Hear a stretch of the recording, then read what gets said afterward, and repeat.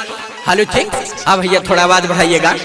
जी हाँ मेरे दोस्तों, हर साल के भांति इस साल भी नवयुवक सरस्वती पूजा समिति आप लोगों का हार्दिक अभिनंदन करती है और करती रहेगी। तो उठाइए दोनों हाथ और प्रेम से बोलिएगा सरस्वती माता की जय, सरस्वती माता की जय। साल भर पर आती है विद्या देकर जाती है, साल भर पर आती है विद्या देकर जाती है। सरस्वती माता विद्या के दाता, सरस्वती माता विद्या के दाता, सरस्वती माता विद्या के दाता।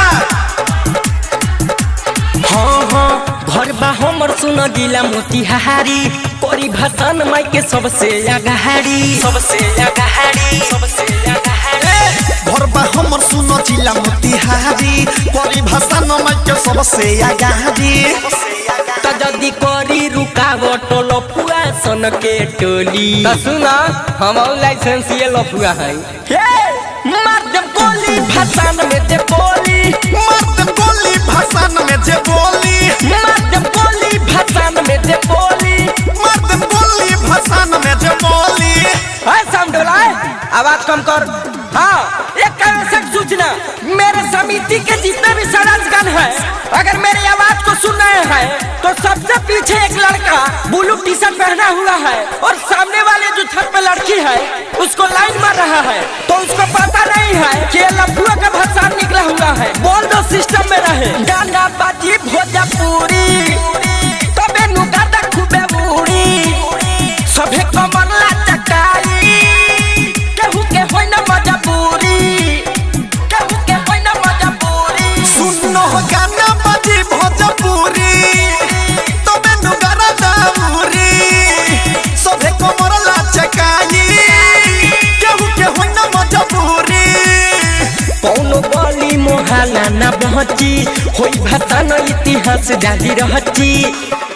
सिंह टोली में घुमनी चल सयब यही टोली। हाँ चल चल, वो नहीं हमरा माल के घर बा, कहूँ छत पर इंतजार करत होई। मर्दम गोली भाषण में जे बोली, मर्दम गोली भाषण में जे बोली, मर्दम गोली भाषण में जे बोली, मर्दम गोली भाषण में जे बोली।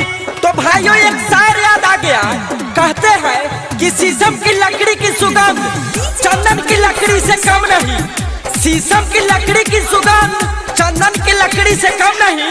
अरे पूजा तो सभी कोई करते हैं, पूजा तो सभी कोई करते हैं, लेकिन हमारा नवयुवक सरस्वती पूजा समिति भी किसी से कम नहीं।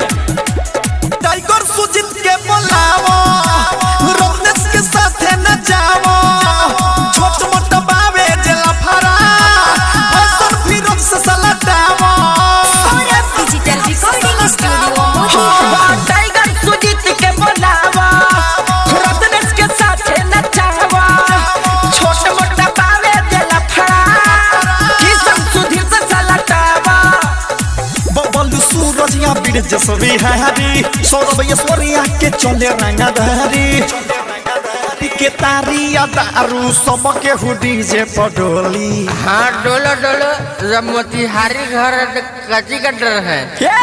मर्दम गोली भाषण